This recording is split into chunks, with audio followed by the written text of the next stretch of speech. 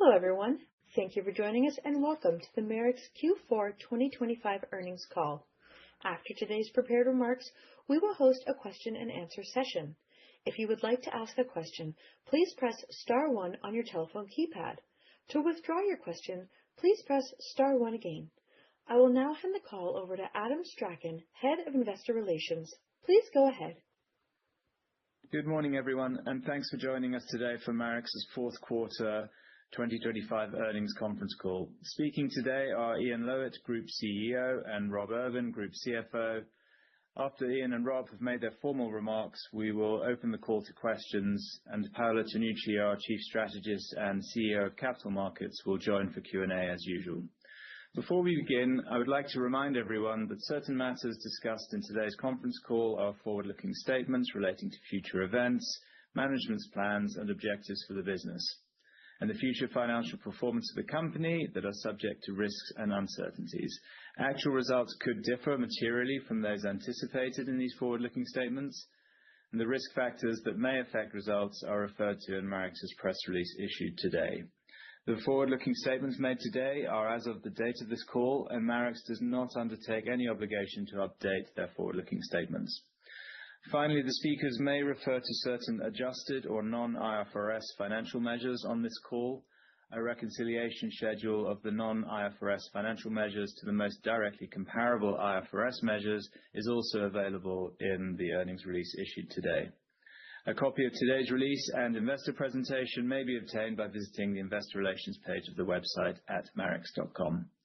I will now turn the call over to Ian. Good morning, and welcome to our fourth quarter and full year 2025 earnings call. 2025 was a year of continued growth for Marex.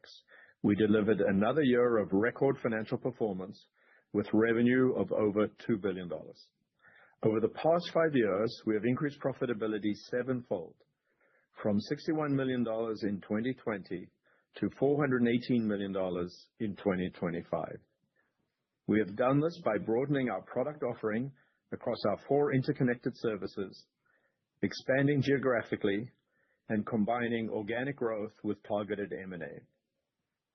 Acquiring, integrating, and scaling businesses is embedded in the DNA of Marex, enabling us to add clients and deepen relationships across products, asset classes, and geographies. Our platform and organization are difficult to replicate, increasing further the high barriers to entry that we benefit from in our industry. The results we are reporting today demonstrate that our strategy is effective and continues to deliver value for our shareholders.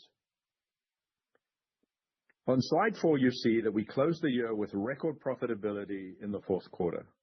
Revenues grew 38% from $416 million to $572 million, and adjusted profit before tax increased 41% to $115 million. We grew EPS by 50% to $1.14 per share.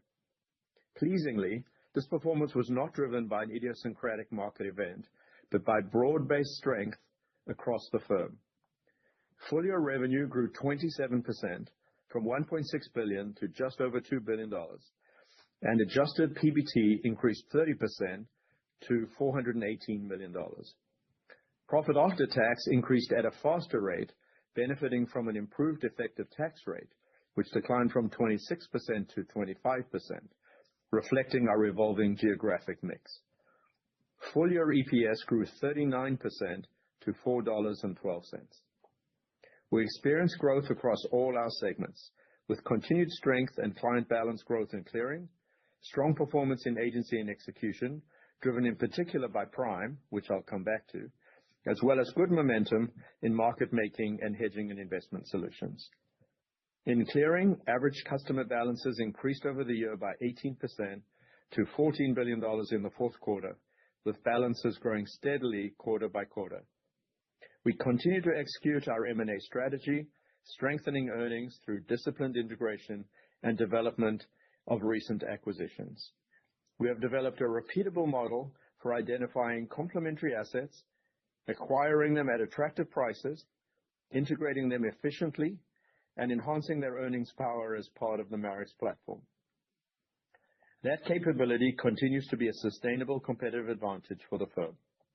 We are very selective in the opportunities we pursue and maintain high conviction in our ability to meet our return objectives and grow acquisitions once integrated. This is evidenced by the acquisitions we completed during the year, which are delivering in line with or ahead of expectations.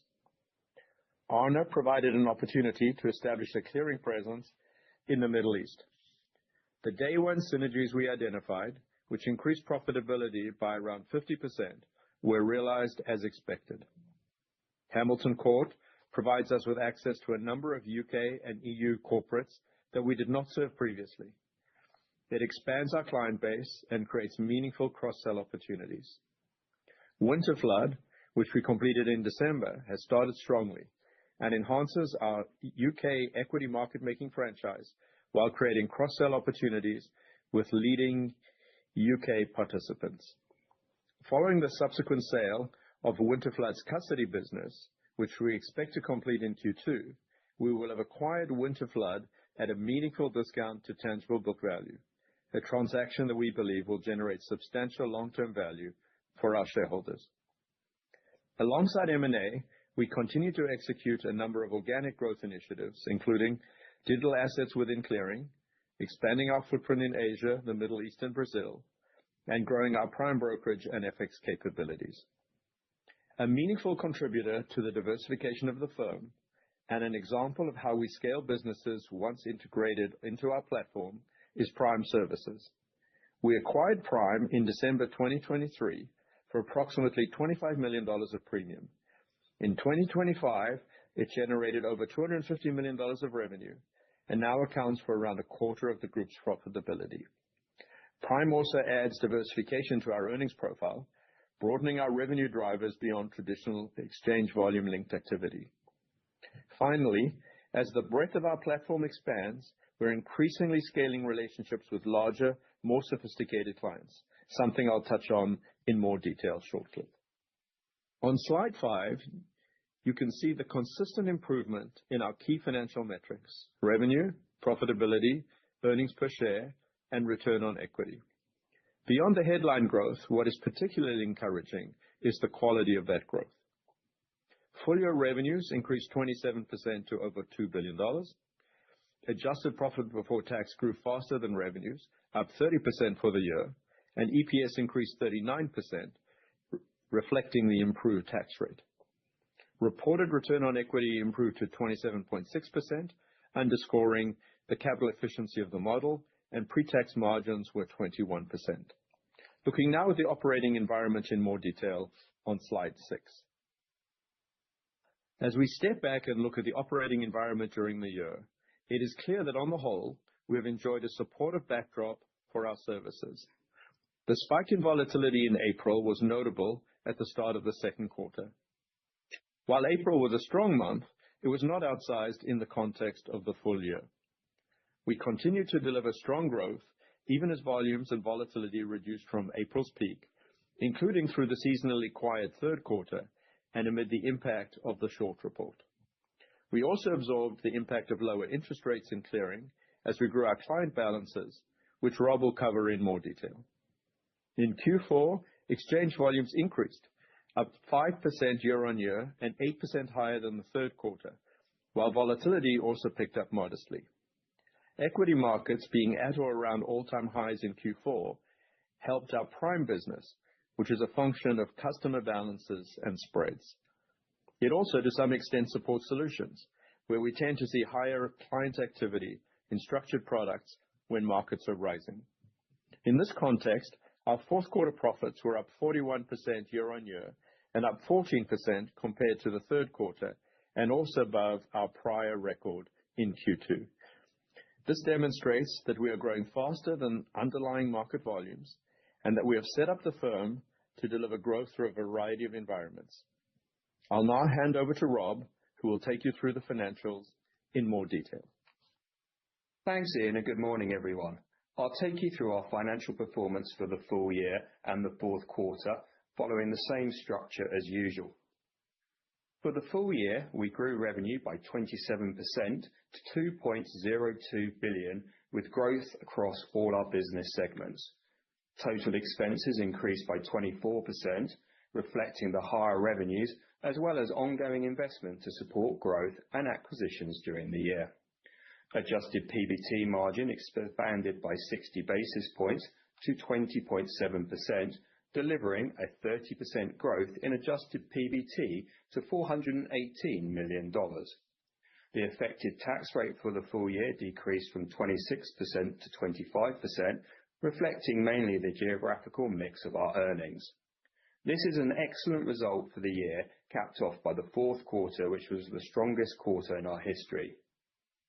Q4 revenue of $572 million was up 38% versus last year, while total expenses grew 36%, broadly in line with revenues driven by higher compensation costs and ongoing investments to support growth. Adjusted profit before tax increased 41% to $115 million as margins increased 50 basis points to 20.1%.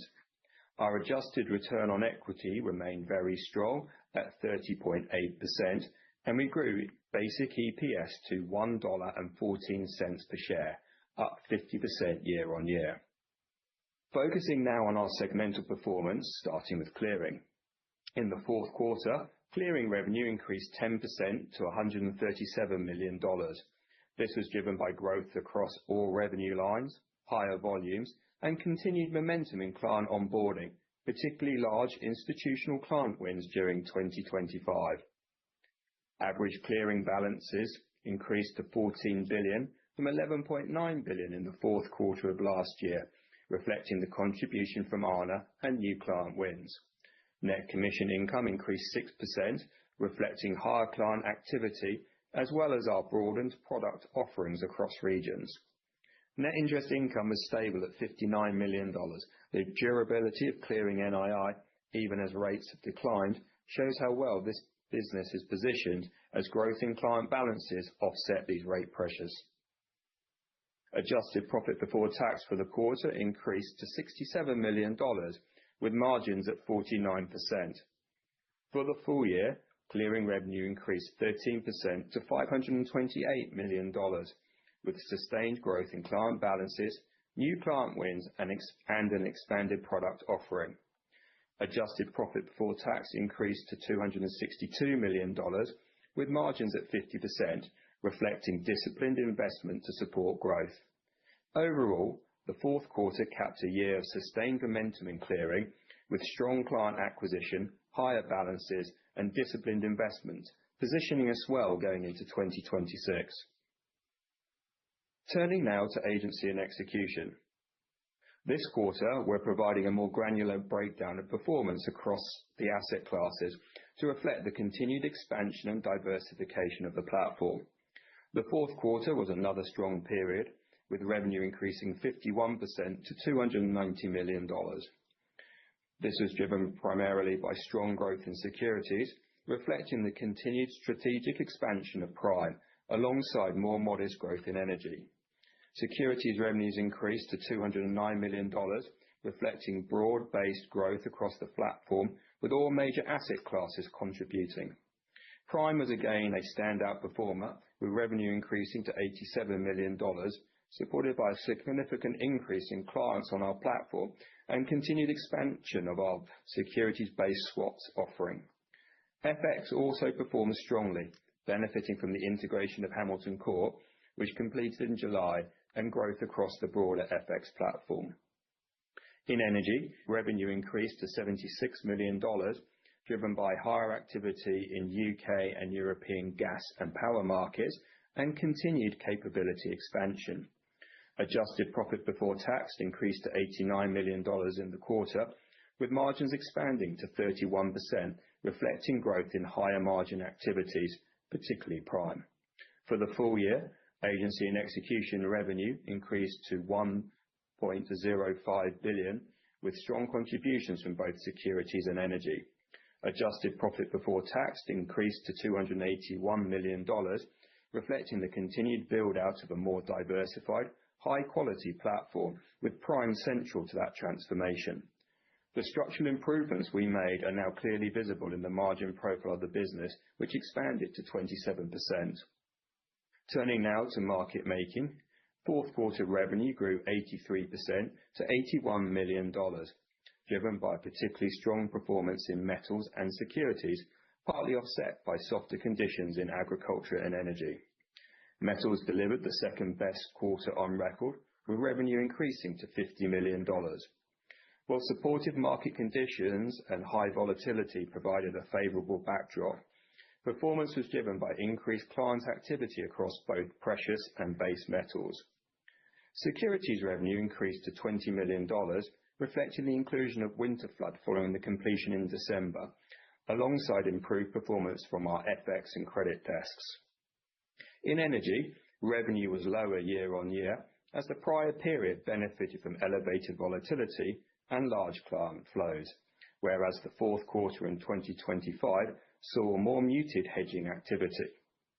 Agriculture also moderated year-on-year, reflecting a more challenging macro backdrop and elevated commodity prices, although performance improved sequentially from the third quarter as conditions stabilized. Adjusted profit before tax increased to $27 million, with margins expanding to 33%. A strong revenue growth more than offset higher front office compensation and the additional headcount following the Winterflood acquisition. For the full year, revenue increased to $236 million, driven primarily by strong performance in both metals and securities, which more than offset softer conditions in agriculture. Adjusted profit before tax increased to $69 million, with margins at 29%, reflecting investment through the year and the mix of revenues across the platform. Finally, solutions, which had its strongest quarter on record in Q4. Revenue increased by 57% to $63 million, reflecting growth across both financial products and hedging solutions. Hedging solutions revenue increased to $23 million, supported by institutional client wins and higher activity in energy and FX, more than offsetting softer agricultural markets. Financial products revenue increased to $40 million, reflecting continued strength in structured products. Performance was supported by improved market conditions, expanded exchange access, and regional expansion, particularly in Asia. The rollout of our new technology platform also supported higher issuance volumes and broader product accessibility. Adjusted profit before tax increased to $14 million, with margins improving to 23%, despite continued investment in technology and headcount. For the full year, revenue increased to $197 million, reflecting sustained growth across both businesses. Adjusted profit before tax increased to $44 million, with margins at 22%, reflecting our investment to support long-term scalability. Turning now to net interest income at the group level. For the full year, NII was $153 million, compared to $227 million in the prior year. Interest income increased 4% year-on-year, as $4.8 billion increase in average balances more than offset a 100 basis points decline in rates. However, interest expense increased 21%, reflecting $1.5 billion of additional average structured note balance and senior debt issuance, which more than offset the increase in interest income. NII for Q4 was $26 million, down $13 million compared to Q3 2025, primarily reflecting the further 40 basis points decline in the average Fed funds rate during the quarter. Interest income was $181 million, as lower rates offset growth in average balances. Interest expense was broadly flat, with the decrease in rates being broadly offset by higher structured note balance. Throughout the quarter, we continued to hold significant liquidity headroom. While this creates a modest near-term headroom to group NII, it is a deliberate choice that strengthens the balance sheet and positions us to support clients and pursue future growth opportunities. Importantly, as we highlighted in the clearing segment, clearing NII remains resilient. Average clearing balances increased to $14 billion in the fourth quarter, and that growth has continued to broadly offset the impact of lower rates. I'll briefly touch on expenses, as it's important to understand how our cost base evolves as we grow. As I've said before, our cost base is highly flexible, with around 55% of total expenses in Q4 variable in nature, which are linked to the performance of the group. In the front office, variable expenses primarily flex with revenues, while back office variable expenses flex with the overall profitability of the group. Given the strong revenue performance year-over-year, $54 million of the increase in total expenses was driven by higher variable compensation, which included variable compensation for recently completed acquisitions. A further $18 million related to the fixed costs associated with the recently completed acquisitions. These acquisition-related costs are not the one-off transaction expenses, but the continuing operating costs of growing these businesses, which generate revenue and drive overall profitability. And an additional $50 million to support the future organic growth of the organization and investment in control and support, notably technology. These investment decisions are deliberate choices we have made to support the future growth of the organization. Looking now at our balance sheet. As a reminder, approximately 80% of our balance sheet supports client activity and consists of high-quality liquid assets. Total assets increased to $35 million at the end of December, driven by growth in clearing client balances and securities activity, including prime. After netting client assets and liabilities, the remaining residual balance sheet primarily comprises of corporate cash and other assets against group liabilities, including our structured notes portfolio and senior note issuance. Turning now to capital and liquidity. We continue to manage capital and liquidity prudently, maintaining substantial headroom above regulatory requirements to ensure resilience across market environments.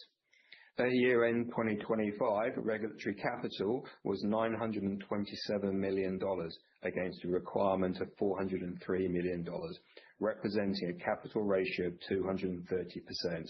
This provides a substantial buffer and supports our investment-grade credit ratings. Total corporate funding increased to $6.2 billion, up from $3.8 billion at year-end 2024, primarily reflecting structured notes issuance and a senior debt issuance of $500 million during the year. We maintained approximately $1 billion of liquidity headroom at year-end.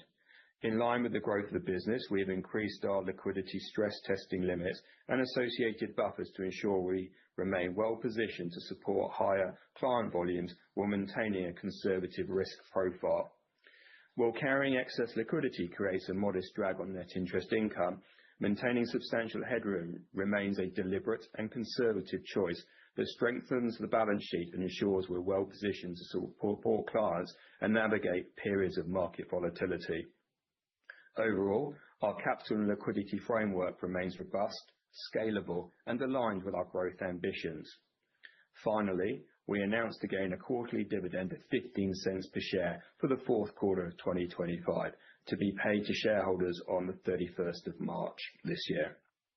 Finally, we have a proactive and involved risk management approach at Marex. In market making, we're a client flow-driven business and do not take a directional view on prices. However, we do carry a small level of inventory to source client demand and capture the trading spreads. Average daily VaR was $3.8 million for the full year and remains at a very low level relative to the growth in the overall business. In terms of credit risk, we had a realized credit loss of $800,000, representing less than 0.1% of revenues. Now I'll hand you back to Ian. Thanks, Rob. Let me spend a moment on clients, because this is the critical component of the Marex growth story.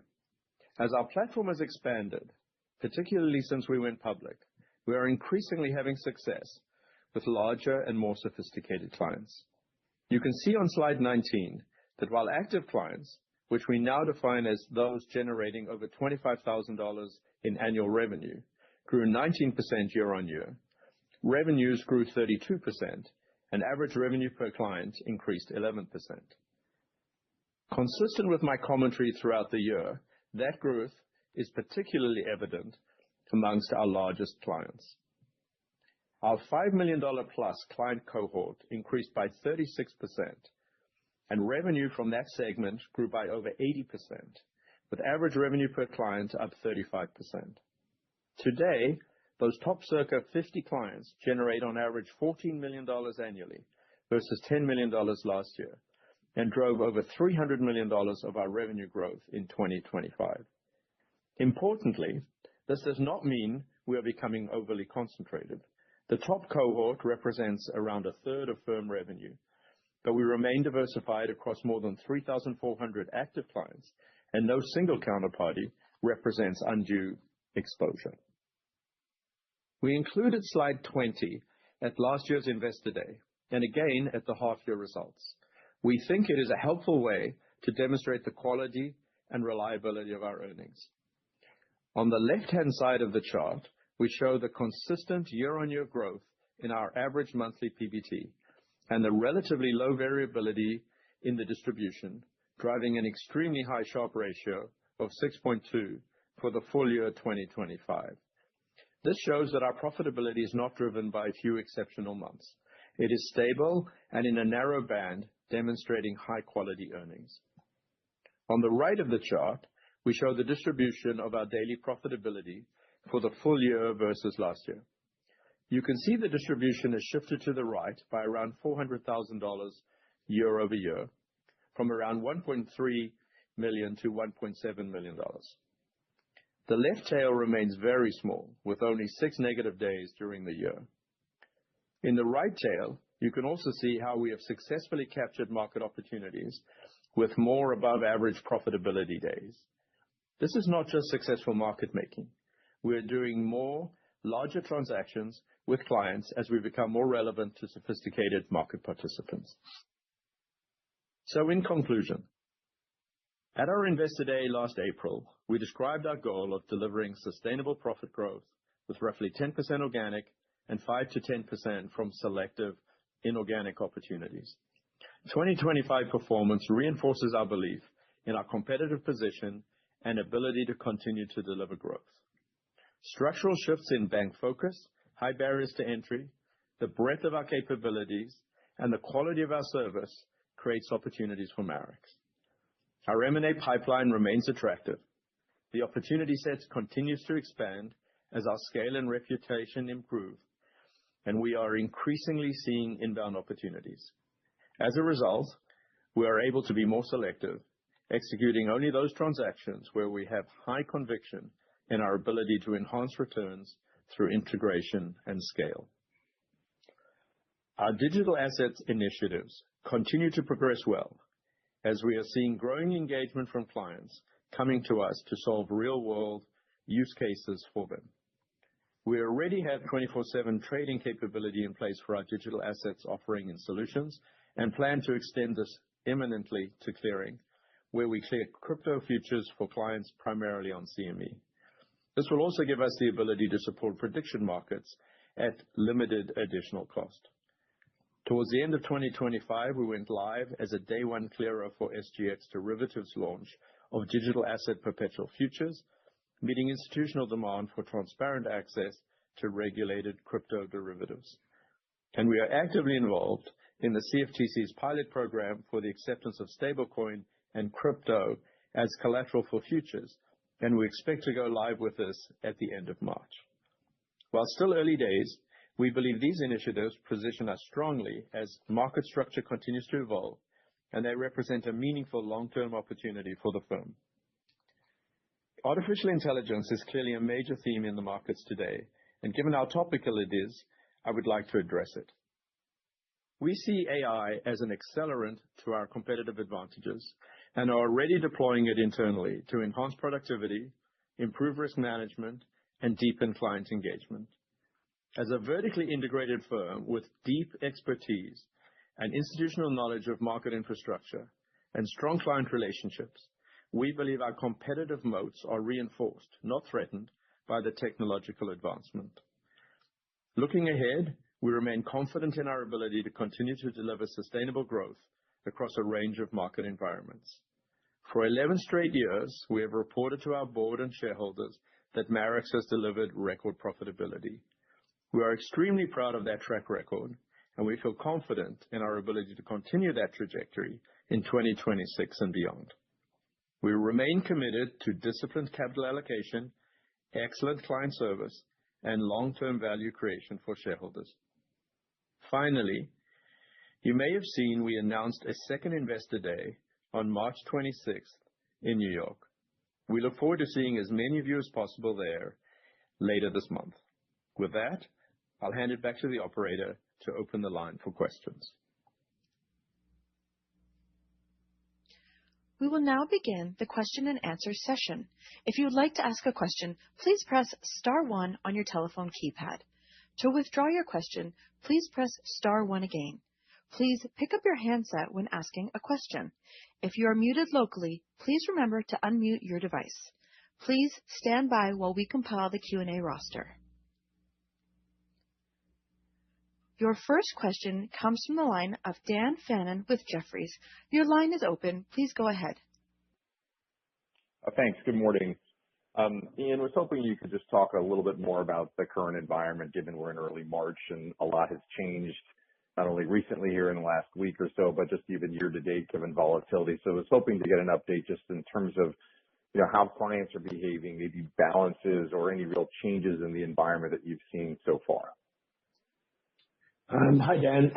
Yeah, look, as you say in your question, it's been a very interesting couple of months, and certainly, it feels like, there's a great deal going on, at the moment. I think that, there are a series of things that I would regard as, sort of tailwinds for our business, and then a series of things that, probably sort of feel more like headwinds. The tailwinds, obviously, increased exchange volumes, which are actually quite a bit higher, this year than they were last year. Volatility has been a lot higher, particularly around commodities. I think as we've spoken, on this call a few times, when we think about volatility, there's sort of a Goldilocks level of volatility, which is sort of, active volatility, but it's not sort of excessive or too high. I think the volatility that, we've seen in January and we're seeing again, in March, doesn't fall into sort of the Goldilocks category. It's, it's pretty high and it, makes a big difference and puts a lot of pressure on clients. So, I think that it's very active. I think there's a lot of uncertainty in the marketplace. I think that, the demand for our services, is high. And I think that consistent with the message that we had, in the prepared remarks, we're, very confident, with regard to our ability over the course of the full year to deliver, growth in the sort of corridor that we previously, indicated to the market. Exactly how that sort of plays out through the course of the year is obviously sort of possible to tell. But, we feel very good about our business model, our competitive position, and the opportunities ahead of us, given how diversified our business is. Understood. And then just as a follow-up, I was hoping you could expand on the growth and outlook for the hedging and investment solutions business. Obviously, I think you said a record quarter, really strong 4Q results. Just to get a little bit more underneath that in terms of what's driving that and the sustainability of that as we think about 2026. Yeah, I think that as I think about all of our businesses in 2026, I have, sort of quite a lot of confidence that all can, continue to grow. The management in each of those businesses is, sort of ambitious. They all sort of see opportunity and, we see ourselves as sort of broad-based and, looking to ensure that, all the elements of the firm are growing. Your question is about, solutions specifically. And I think that, what we're seeing there is the impact of sort of global expansion as well as sort of the additional products and then additional penetration of clients. And I don't see anything that will undermine that over the long term. And I think that, we should and expect to see sort of solutions continuing to grow consistent with, broadly how the overall firm is expecting to grow. Great. Thank you. Your next question comes from the line of Bill Katz with TD Cowen. Your line is open. Please go ahead.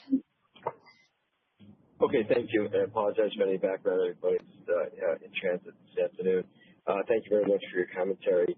I was really keyed in on your commentary around just sort of the growth in some of the larger accounts and not a lot of concentration in that. Could you unpack that a little bit, maybe where you're seeing the greatest rates of growth, either by the distribution channel, geography, the segment of the business? I'm sort of curious what some of the underlying drivers are in the process there. Sure.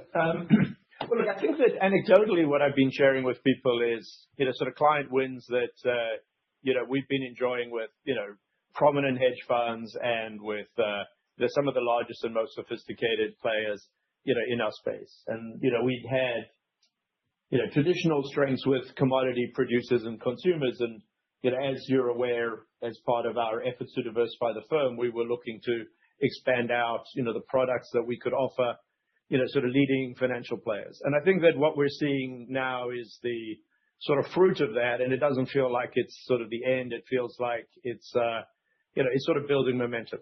So, who are the people in that $5 million plus sort of category? It's the largest financial players in the world. It's, the largest commodity producers and consumers. I think if there was a geographic focus, it's probably in North America, which again, I think is not surprising just given the preponderance of, large players, in the US. And I think the success we've had sort of growing our US franchise. But it's the growth has been with financial players, sort of banks, hedge funds, large asset managers, more than in any other sort of, product type or client type. And those are all clients who are engaging with us across, a number of different segments and a number of different desks. So, part of what's, sort of driving that growth is just sort of the cross sell so that, those players who are able to engage with us across a lot of products and do so in size are increasingly doing that. Great, thank you. Just as a follow-up, I'm very intrigued by the digital opportunity, the stablecoin, crypto, what have you. A lot of debate just in terms of the impact of tokenization, just on the ecosystem at large. I was wondering if you could maybe break down where you sort of see the opportunities for tokenization at the front. Maybe that's already on sort of expanded trading activity, but maybe post-trade, how we should think about the durability of the business to the extent that tokenization continues to sort of mature and season into the market structure system. Thank you. Sure. I mean, look, I think that, what we're focused on is what I think we described last quarter as, our digital prime brokerage offering. What we're very keen to be able to support, for clients is, our ability to take sort of digital assets as collateral with all the things that sort of go with that to ensure that that's sort of viable and supported. And there's a lot of work that sort of goes into that. And that's really been our focus more than around, what our view is with regard to the long-term sort of prospects of tokenization. I think, my expectation of this is that there will be, sort of weekend trading. I think it will be done in sort of, tokenized form. I think it will just live alongside the exchanges for some period of time, maybe forever. And it won't sort of replace it. It'll just sort of exist as, a separate world, meeting very specific requirements of a specific set of, of investors. How tokenization moves, into post-trade, I don't really have a specific perspective, and we're not, sort of currently investing in that. But I think that, if that does turn out to be, more relevant, I think we'll be in a position to take advantage of it. But really the emphasis at the moment is being able to create some products for clients, which are more around being able to take, digital assets as, as collateral. What I would add to the answer though is we've certainly seen, with some of the sort of the digital asset products that we've been involved with, the ability to collect margin real time and in particular over the weekends is really a very attractive feature in terms of risk mitigation. And so, as I sort of think about, the impact on clearing as a sort of general matter, the ability to get collateral or, sort of get payment, 24/7, I think is actually a really attractive risk mitigant. I don't know if you have anything to add to that. Yeah, Joe, I mean, just a couple of points. But it's a good question, Bill. I think, just to extend, Ian's points on where we're focusing, the key components of both the clearing and the prime offering, one is more futures oriented and the other is more securities oriented, is that we can receive the collateral and recognize the collateral, which I think there's been, significant progress, both with the exchanges and on the regulatory side, that we can provide a combined sort of margining on a risk basis, which includes the sort of activities, the risks, and the collateral, that we can provide all of the reporting and the reconciliations. And I think that, in each of those dimensions, we've made significant progress. We have applied for a license which will allow for the conversion of, for us to provide the conversion between crypto and fiat currencies. And we hope that will come through in the next few weeks. We have got the infrastructure in place, and we've partnered with, very established players to establish the infrastructure, both for execution as well as for clearing. And that sort of extends to tokenization, where we're working with some of our most sort of progressive clients to ensure that the sort of all of the rails for tokenization, whether that's for sort of post trade or whether that's for the sort of 24/7 activities, supporting 24/7 activities. So I think we've moved a long way, and I think, my sense is relative to where the rest of our competitor group are, we're probably, towards the front, if not at the very sort of front of that queue.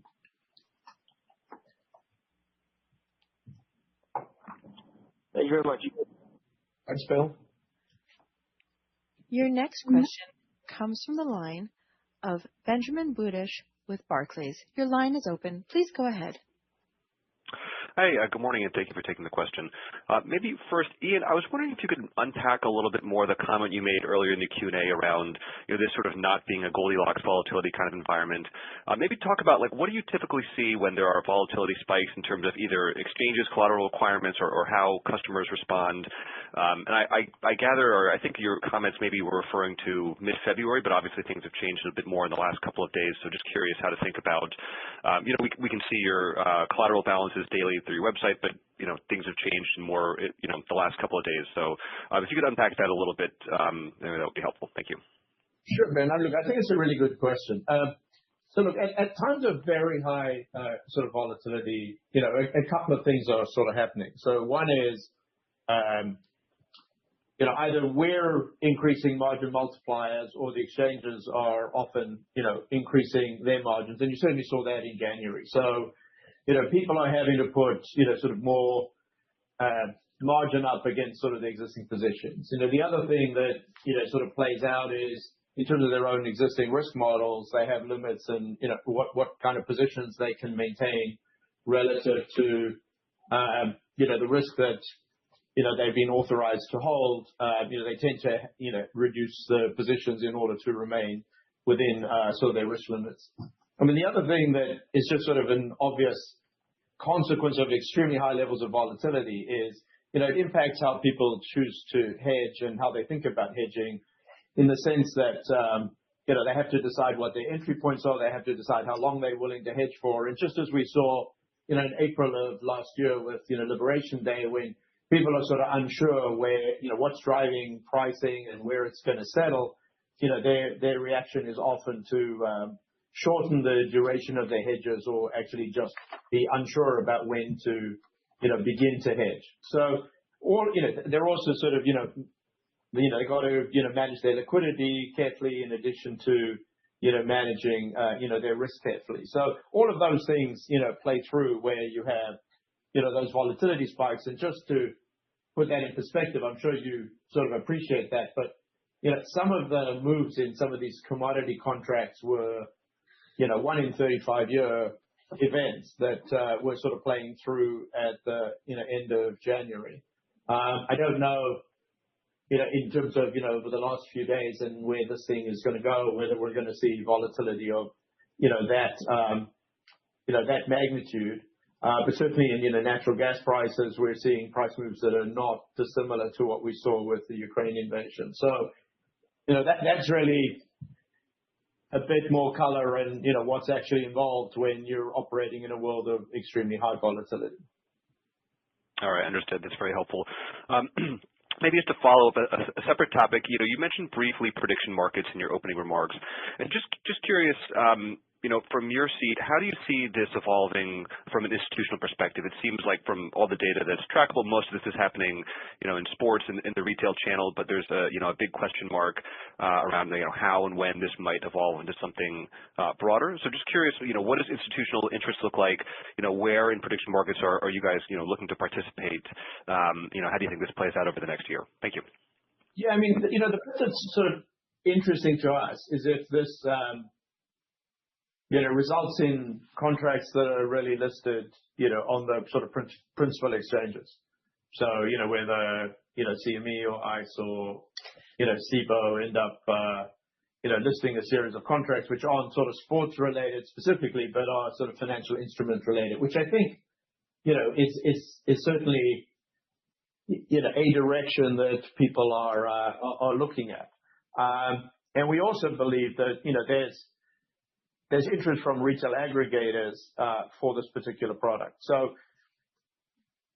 I do believe that, we will see these products, listed on exchanges so that you deal with sort of the credit risk associated with, some of these other venues.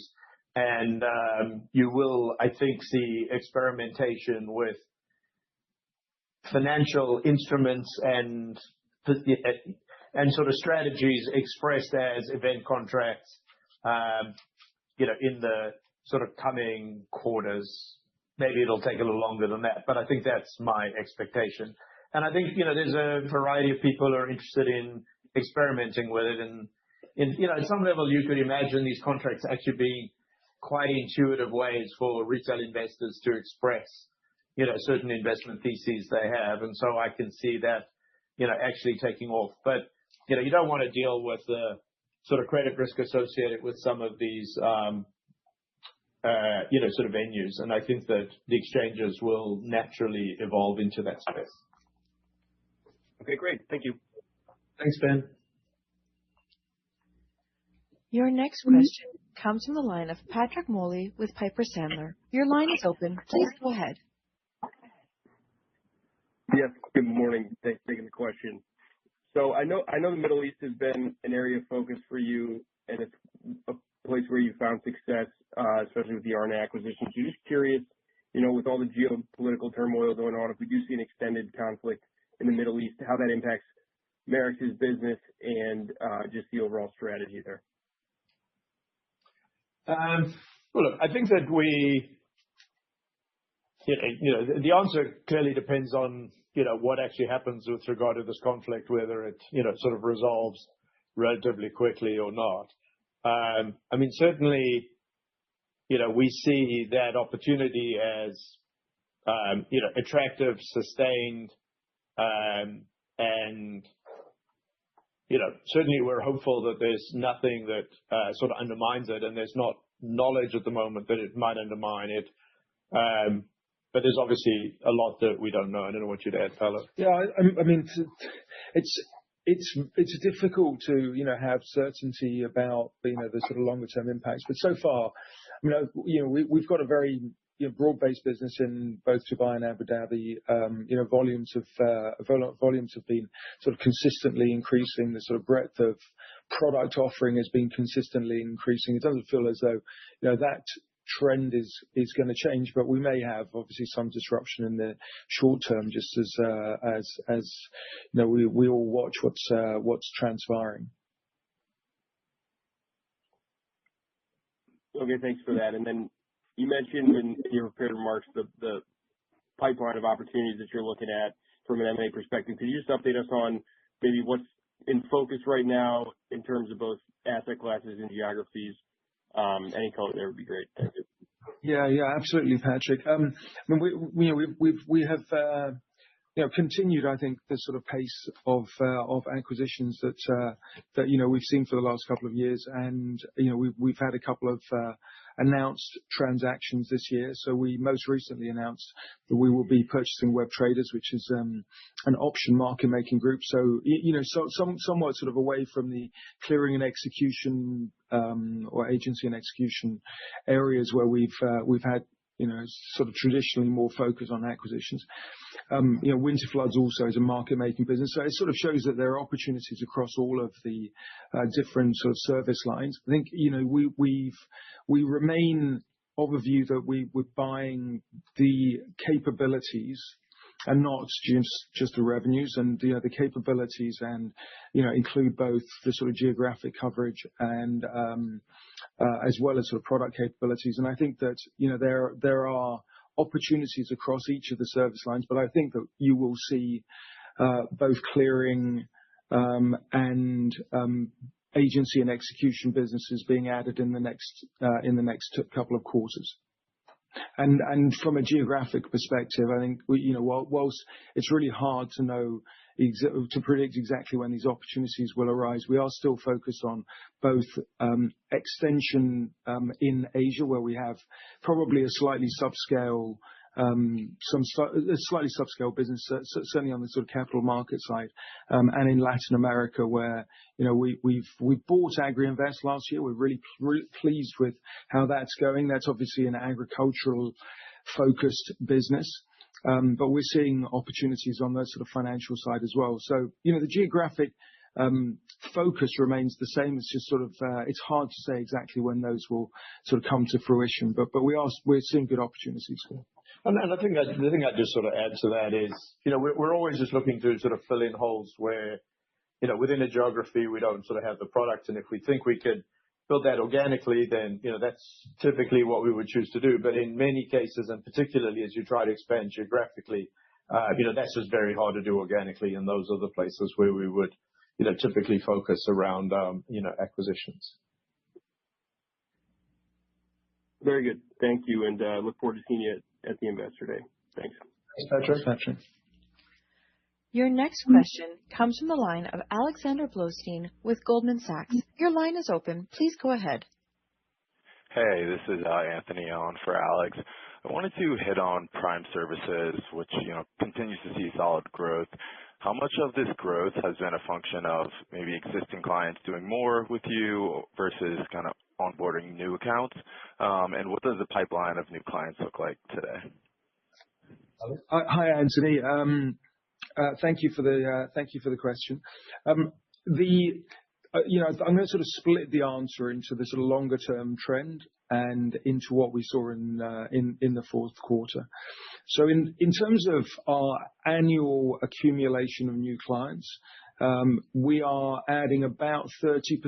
We have a growth rate of about 30% a year on a gross basis. And then we lose about 5% of our sort of clients because, they sort of cease to be active or they move into sort of different structures. So the long-term trend is around that type of growth rate. In the short term, where you see a bit more volatility is with existing clients, which have relationships and are able to sort of to ramp up. And so I would say in the fourth quarter there was more increase in activity from existing clients, or more impact from existing clients increasing activity than there was from new clients. But the trend over the longer term, and I think you'll see this over the course of both 25 and 26, is that we're adding clients and we're adding them at about a 30% annualized growth rate. Thanks, that's helpful. And maybe just to follow up on kind of the M&A you either completed or announced in 2025, could you talk about the aggregate kind of annual impact on run rate earnings from these transactions and where you think they might scale to over the next few years as you realize revenue and expense synergies? Yeah, I mean, I think the majority of the earnings increase in this year was actually organic. Now, but that did include the impact, as we've talked about very extensively, of the prime business, and that comes through, on the organic side, because we've owned that for some time, and it's really been about our investment in the sort of products and capabilities. But the platform is obviously very important. It's the sort of basis upon which we have been able to develop that business. I expect the split between organic and inorganic will be sort of somewhere in the range that we've had before, the 60/40. So this year, Paolo, the growth was sort of like 75% organic and 25% inorganic. Thank you. That's helpful. There are no further questions at this time. I will now turn the call back to Ian Lowitt for closing remarks. Thanks everybody for joining us. Obviously, very pleased with sort of the full year, numbers that we were able to deliver. Really pleased that, it was another record. Really pleased that, we had a record quarter in the fourth quarter. And, as I've indicated, we really are, quite excited about our sort of prospects over the course of the year and our ability, to continue to grow in 2026 and beyond. So thank you for joining us, and hopefully we'll see as many of you as possible at our Investor Day. This concludes today's call. Thank you for attending. You may now disconnect.